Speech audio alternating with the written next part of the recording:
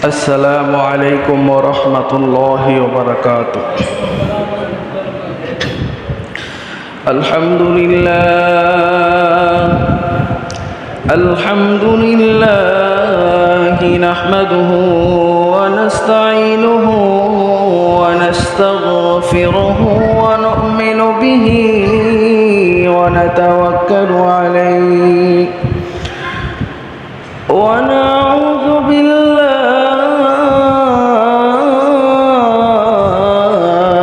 من شرور أنفسنا ومن سيئات أعمالنا من يهده الله فلا مضل له ومن يضلله فلا هادي له ونشهد أن لا إله إلا الله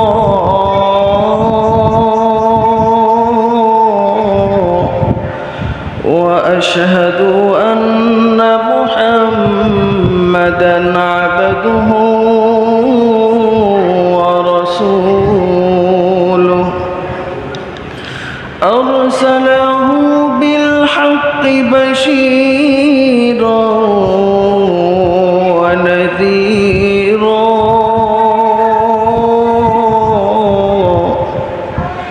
وداعيا إلى الله بإذنه وسراجا وقمرا منيرا. أما بعد فقد قال الله تبارك وتعالى في كلامه المجيد وفي فرقانه الحميد. أعوذ بالله من الشيطان الرجيم. بسم الله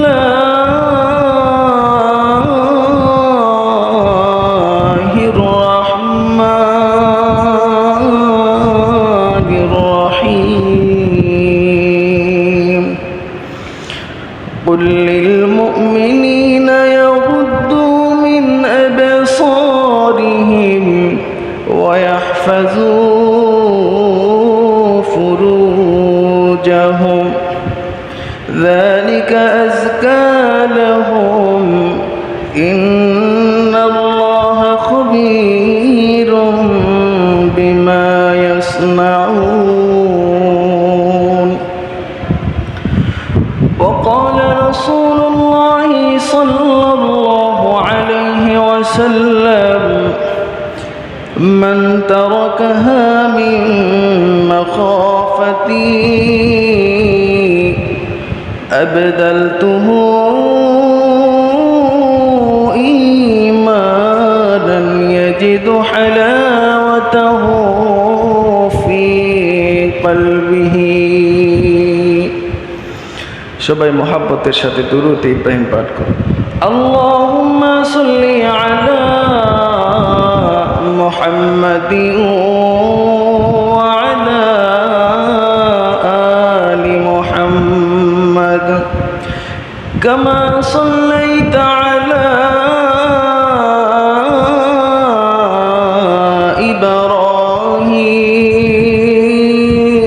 ইব্রাহিম ওয়া আলা إبراهيم إنك حميد مجيد. اللهم بارك على محمد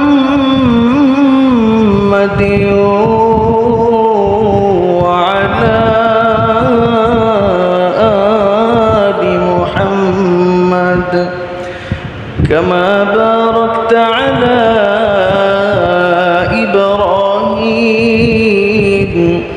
وعلى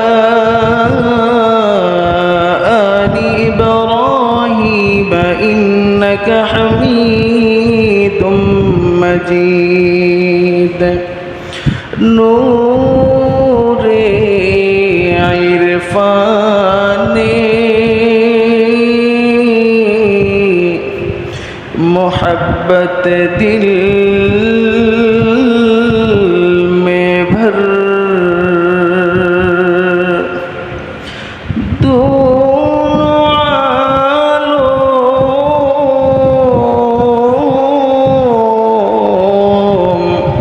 سے ہمیں کر بے خبر زر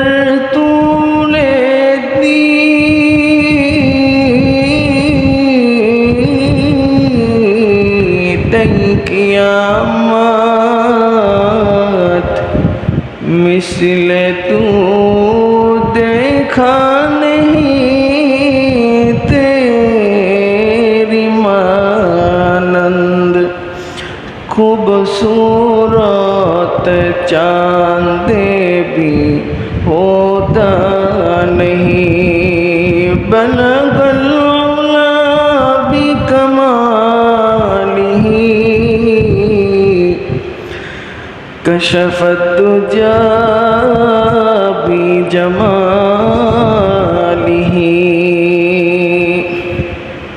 حسنت جميع خصاله صلوا عليه وآله جن کے سورج دب رہی ہے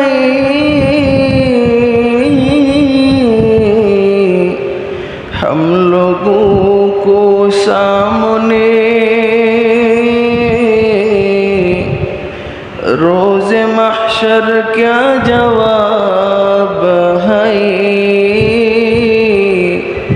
مصطفیٰ کی سامنے روز محشر کیا جواب ہے مصطفیٰ کی سامنے আলহামদুলিল্লাহ আল্লাহ তাআলার দরবারে অসংখ্য অগণিত শুকর মহান রব্বুল আলামিন আমাদেরকে অত্যন্ত দয়া করে মায়া করে দুনিয়ার সর্বপ্রকার কর্ম থেকে দুনিয়ার সর্বপ্রকার পাপাচার থেকে সর্বপ্রকার ফিতনা থেকে আমাদেরকে ফারেক করে মুক্ত করে মহান রব্বুল আলামিনের মহান হুকুম জুমার নামাজ আদায়ের জন্য দুনিয়ার শ্রেষ্ঠতম স্থান সর্বোচ্চ পর্যায়ের স্থান মসজিদ আল্লাহর ঘরে আনছেন এই জন্য মালিকের দরবারে কালিমাতুশ শুকুর আদায় করি আলহামদুলিল্লাহ। আল্লাহ রব্বুল আলামিন আমাদেরকে অসংখ্য নেয়ামত দ্বারা ভরপুর করে রাখছেন। আমরা নেয়ামতের সাগরে হাবুডুবু খাচ্ছি বিদায় আমরা নেয়ামতের কদর এখনো পর্যন্ত বুঝতেছি না। আমরা নেয়ামতের কদর কখন বুঝতাম? যখন মহান রব আমাদের থেকে নেয়ামতগুলো ছিনাইয়া দিত তখন বুঝতাম। যেমন দুনিয়াতে দেখা যায় যার সন্তান নাই সে সন্তানের ব্যথা বোঝে, সন্তানের অভাব বোঝে।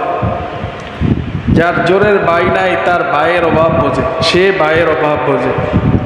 এমনিভাবে যে যেই অভাবে থাকে সেই অভাবটা সে পরিপূর্ণভাবে উপলব্ধি করে।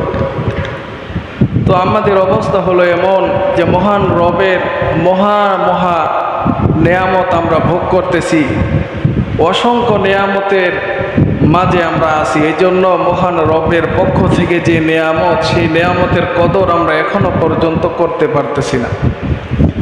যদি মহান রবের কদর যথাযথ করতে পারতাম, করার চেষ্টা করতাম, তাহলে আজান হয়েছে আরো অনেক ঘন্টা আগে।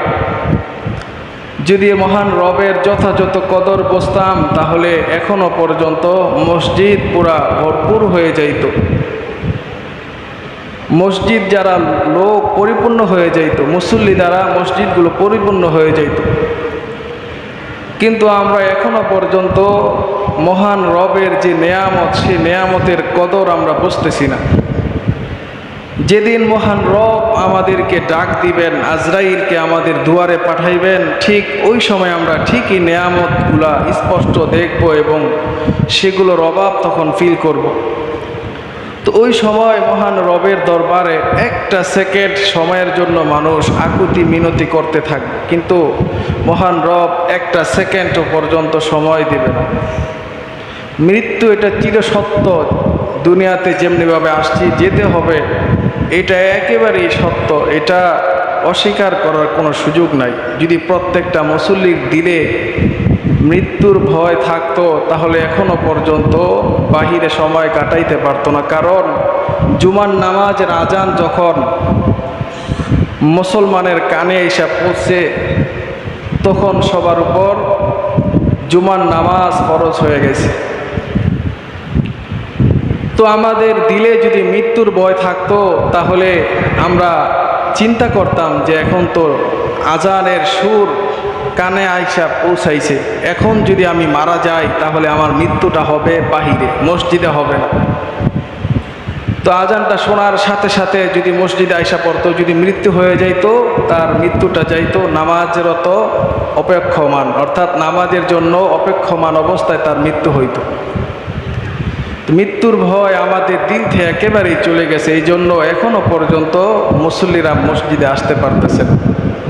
মৃত্যুর ভয় আমাদের সবার দিলে থাকা দরকার।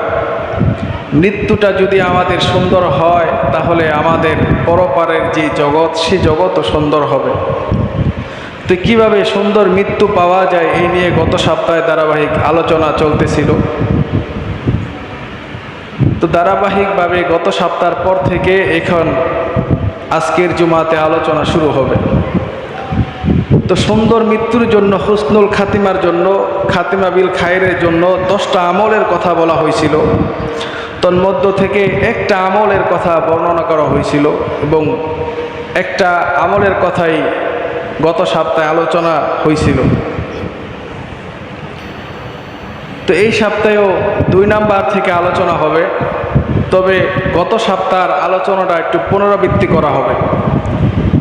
যে ভালো মৃত্যুর জন্য 10টা আমল প্রয়োজন, 10টার ভিতরে সর্বপ্রথম যে আমলটা আমাদের দরকার, সে আমলটা হলো নামাজের যথাযথ কদর করা, নামাজের পাবন্দি করা। কারণ আমরা মুসলমান হইছি, মুসলমান তার ঈমান আছে, এটা বোঝার একমাত্র উপায় হলো সে নামাজি। আজান দেওয়ার সাথে সাথে তার মন মসজিদে যাওয়ার জন্য ব্যাকুল হয়ে যায়। তো তখন আমরা বুঝতে পারি লোকটা নামাজি, মানে লোকটা ঈমানদার। তো ঈমানের পরে সর্বপ্রথম যে আমল মুসলমানদের জন্য পালন করা অবধারিত হয়, আবশ্যকীয় হয়, সেটা হলো নামাজ। নামাজ এটা হলো আল্লাহ তাআলার হক। কেউ যদি নামাজ আদায় না করে তাহলে সে মহান রবের হক কি করলো? যথাযথ আদায় করলো না।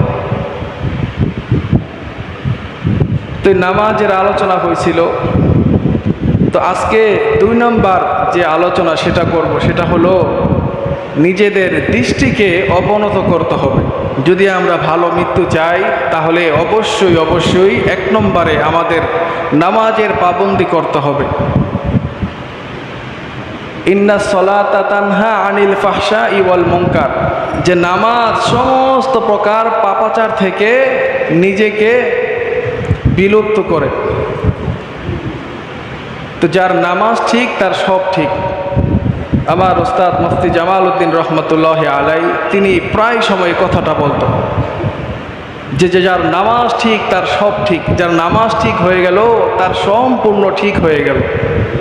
এই জন্য নামাজের পাবন্দি করা আমাদের আবশ্যকীয়। ঈমানের পর সর্বপ্রথম যে কাজটা আমাদের উপর বর্তাইবে সেটা হলো নামাজ। এই জন্য নামাজের যথাযথ কদর করব।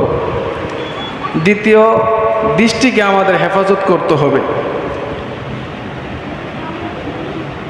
কুদৃষ্টি এটা সাময়িক একটা স্বাদ, তুচ্ছ স্বাদ।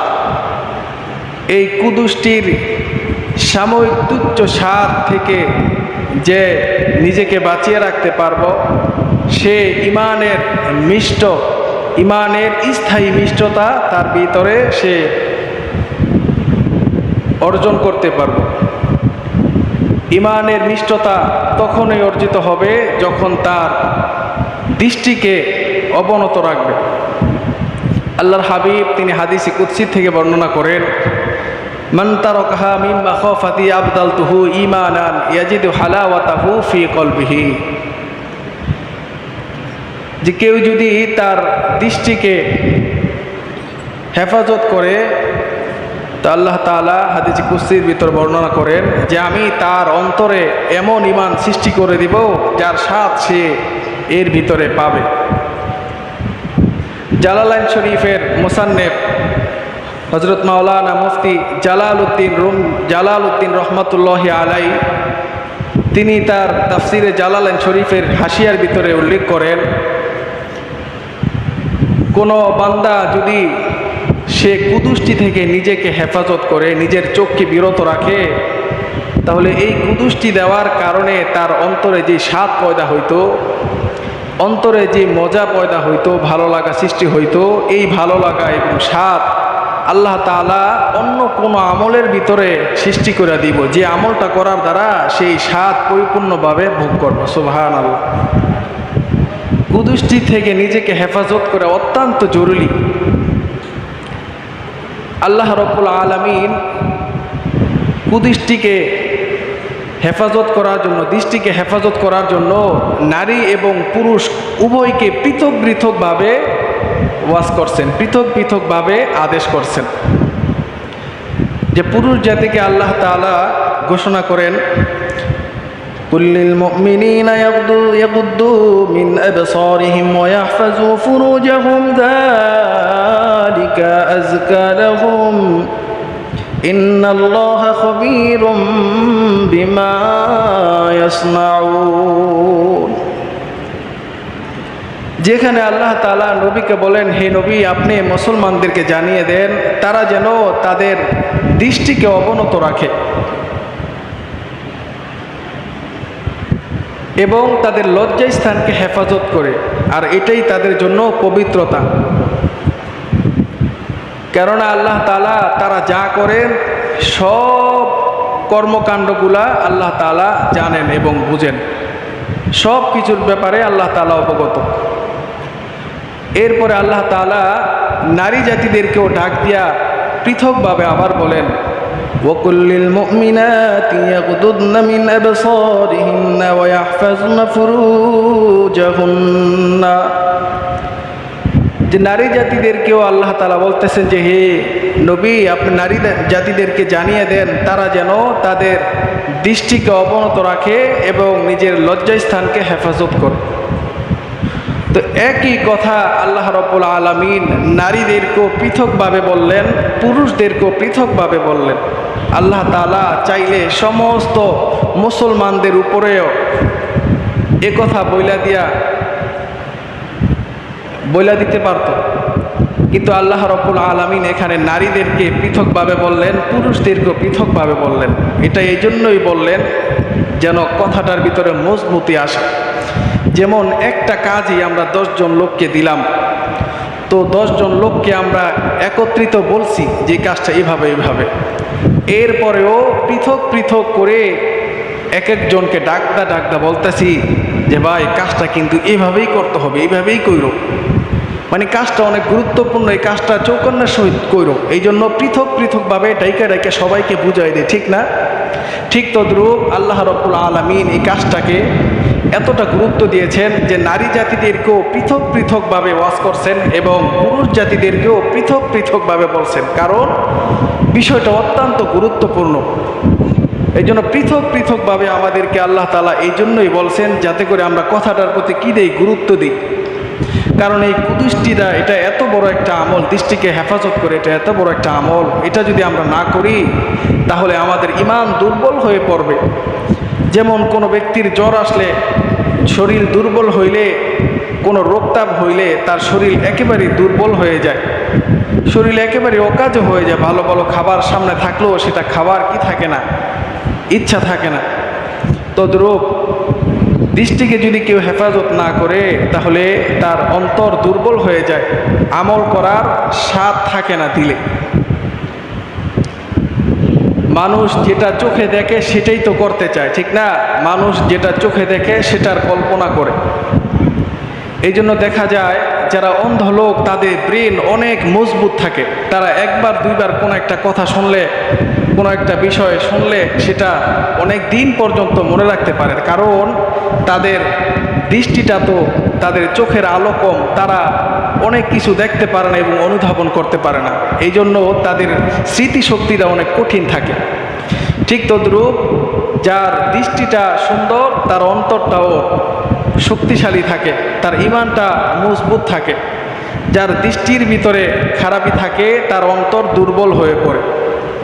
এই জন্য দেখা যায় অনেক লোক বা অনেক যুবক লোকদের দেখা যায় শুরুতে অনেক কাজ করে জোশের সাথে, কিন্তু হোশ না থাকার কারণে সে কাজ পরিপূর্ণ করার সুযোগ হয় না, সে কাজটা ধারাবাহিকভাবে করার সুযোগ হয় না।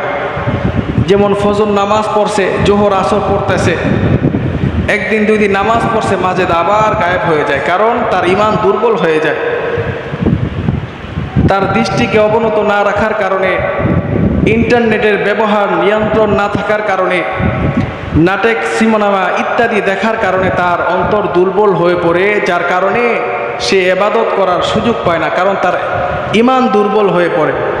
ঈমানে শক্তি না থাকলে নামাজ পড়া যায় না, শরীরে শক্তি না থাকলে যেমনিভাবে কাজকর্ম করতে পারে না, ঠিক তদ্রূপ ঈমানের যদি শক্তি না থাকে, দুর্বল হয়ে পড়ে, তাহলে সে ইবাদত করতে পারে না। এই জন্য দৃষ্টিকে হেফাজত করা এটা অত্যন্ত জরুরি একটা বিষয়। সকলকে দৃষ্টির ব্যাপারে আমাদের চৌকন্ন থাকতে হবে। যে এক বুজুর্গ সে শয়তানকে দেখতে পাইতো, তো শয়তান একদিন তার সামনে দিয়ে যাইতেছে, তো শয়তানকে সে ডাক দিয়ে বলতেছে, শয়তান এদিকে আসো। শয়তান, তুমি যে মানুষকে ধোঁকা দাও, তোমার জালে যে মানুষকে ফাঁসাও, এটার কারণ কি? এটার উল্লেখযোগ্য কোনো কারণ আছে কি? তো শয়তান বলতেছে যে হুজুর একটা কারণ আছে। কই কি কারণ? কয়েকটা কারণ হলো, আমি এই প্রত্যাশা সব সময় করতে থাকি যেন মুমিনরা তাদের দৃষ্টিকে অবনত না রাখে, মুমিনরা যেন তাদের দৃষ্টিকে হেফাজত করতে না পারে। যদি কোনো মুমিন তার দৃষ্টিকে হেফাজত করতে না পারে তাহলে তাকে আমার জালে ফাঁসানো অনেক সহজ হয়, এবং আমি সর্বদা এই প্রত্যাশাই রাখি কোনো মুমিন যেন তার দৃষ্টিকে তার নিয়ন্ত্রণে না রাখে। আমরা দেখব যারা ড্রাইভার, যারা রাইডার, ড্রাইভারের হাতে গাড়ি এবং রাইডারের হাতে বাইক যদি থাকে, যদি তাদের হাতে নিয়ন্ত্রণ না থাকে তাহলে তারা অ্যাক্সিডেন্ট হওয়ার বিকল্প অন্য কোনো সুযোগ থাকে না, যেই কোনো মুহূর্তে তারা অ্যাক্সিডেন্ট হইতে পারে। তদরূপ কোনো মুমিন যদি তার দৃষ্টিকে নিয়ন্ত্রণে না রাখে তাহলে তার দ্বারা যে কোনো সময় গুনাহ করা সহজ হয়ে যাবে।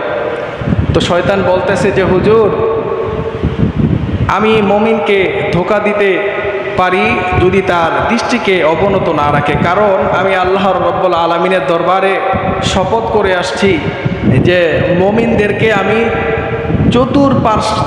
চতুর্দিক থেকে আমি মুমিনদেরকে ওয়াসওয়াসা দেব। তো এই চতুর্দিকের ভিতরে নিচের যে দিকটা সেটা পড়ে না, ডানে বামে সামনে পিছনে চতুর্দিক, এই চতুর্দিকের ভিতরে নিচের যে দিকটা সেটা পড়ে না। এই জন্য যে মুমিন তার দৃষ্টিকে অবনত রাখে আমি তাকে ধোঁকা দিতে পারি না, তাকে ধোঁকা দেওয়া আমার জন্য অনেক কষ্ট হয়ে যায়। এই জন্য কুদৃষ্টি থেকে নিজেকে হেফাজত করতেই হবে। কুদৃষ্টির কারণে অশুভ মৃত্যু হয়, কুদৃষ্টির কারণে মৃত্যুটাও সুন্দর হয় না। কেমন? যে একটা ঘটনা বর্ণনা করলে বোঝাটা সহজ হবে। যে ইমাম জাওজি রহমাতুল্লাহ আলাই তিনি তার কিতাবের ভিতরে একটা ঘটনা উল্লেখ করেন যে মিশরের এক মসজিদের এক মুয়াজ্জিন ছিল। তো মুয়াজ্জিন সে নামাজের আজান দিত, নামাজের সময় হলে মুসল্লিদেরকে আজানের মাধ্যমে মসজিদে আনত। তো একদিন আজান দেওয়ার আগ মুহূর্ত যখন সে মিনারে উঠল, ওঠার পর পাশের বাড়ির ছাদে তার নজর গেল। তো নজর যাওয়ার পর ওই নজর গিয়ে পড়লো এক যুবতী মেয়ের উপরে। তো ওই মুয়াজ্জিন সাহেব নজর দেওয়ার কারণে তার ঈমান এতই দুর্বল হয়ে পড়ল, এটা ভালো না মন্দ, এটা খারাপ কি ভালো, সেটা চিন্তা করার আর কোনো অবকাশ সে দিল না বা রাখল না। তো আজান দেওয়ার পর ওই মুয়াজ্জিন সাহেব পাশের ওই বাসায় গেল, গিয়া কলিং বেল চাপলো। চাপার পর ভিতর থেকে একটা বৃদ্ধা লোক বের হলো। তো সব ঘটনা তিনি বর্ণনা করলো, যেমন এমন আপনার বাসার ছাদের উপরে একটা মেয়ে দেখলাম, এই মেয়েটাকে। তো ওই বৃদ্ধা বলল যে এটা আমার মেয়ে। তো তখন মুয়াজ্জিন সাহেব বলতেছে আপনার মেয়েকে আমি বিবাহ করতে চাই। তো ওই বৃদ্ধা লোক সে বলল তুমি তো মুসলমান, আমরা তো খ্রিস্টান, তাহলে তুমি আমার মেয়েকে বিবাহ করবে কিভাবে? যদি আমার মেয়েকে তুমি বিবাহ করতে চাও তাহলে আমার শর্ত তোমার মানতে হবে। তো ওই যুবক কুদৃষ্টি দেওয়ার কারণে তার ঈমান এতই দুর্বল হয়ে পড়ছে যে তার ঈমান পর্যন্ত চলে যাইতেছে, এই ব্যাপারও তার কোনো খবর নাই। তো মুয়াজ্জিন সাথে সাথে বলল আমি যদি আমার ধর্ম ত্যাগ করি তাহলে কি আপনার মেয়েকে আমার সাথে বিবাহ দিবেন? তো ওই লোক বলতেছে যে হ্যাঁ, যদি তোমার ধর্ম তুমি ত্যাগ করো তাহলে আমার মেয়েকে আমি তোমার হাতে তুলে দেব। তো কথাবার্তা শেষ হওয়ার পর দুজনে ঘরে ঢুকবে, ঢোকার আগ মুহূর্তে পা পিছলে খেয়ে বা কোনো কারণবশত সে পড়ে গেল। পড়ে গিয়ে সিঁড়ি দিয়ে পড়তে পড়তে তার ঘাড়ের রগ ছিঁড়ে সে মারা গেল। তো কবি বলতেছেন না খুদা হি মিলানা না ও সলসনাম, না খুদা হি মিলানা ও সলসনাম, না ইধর কি হে না উধর কি হে। যে কুদৃষ্টি দেওয়ার কারণে সে খোদাকেও পেল না এবং একুলো পেল না, ওকুলো পেল না। কুদৃষ্টি এটা মুসলমানদের অনেক বড় একটা আমল। আমরা দৃষ্টিকে অবনত রাখব, কারণ ঈমান মজবুত করার জন্য দৃষ্টিকে অবনত রাখার বিকল্প অন্য কোনো পথ বা পন্থী নাই। এই জন্য নিজেদের নজরকে হেফাজত করব, পরনারী থেকে, নাটক, সিনেমা এবং ইন্টারনেটের ব্যবহার নিয়ন্ত্রণ থেকে নিজেকে হেফাজত রাখব। যদি এই নিজের দৃষ্টিটাকে হেফাজত করতে পারি তাহলে আল্লাহ রাব্বুল আলামিন আমাদেরকে শুভ মৃত্যু দিবেন, হুসনুল খাতিমা বা খাতিমা বিল খায়ের নসিব করবেন। এই জন্য আমরা দৃষ্টিকে অবনত রাখার চেষ্টা করব। তো যতটুকু আলোচনা হলো, আল্লাহ রাব্বুল আলামিন উক্ত আলোচনার উপর পরিপূর্ণভাবে আমল করার তৌফিক দেন। আমরা সকলে বলি আমিন। আল্লাহ রাব্বুল আলামিন যেন আমাদেরকে কবুল করে এবং আগে আগে যেন মসজিদে আসার তৌফিক দেয়। আমরা যারা কাবলা জুমা নামাজ আদায় করি নাই, কাবলা জুমা আদায় করিনি।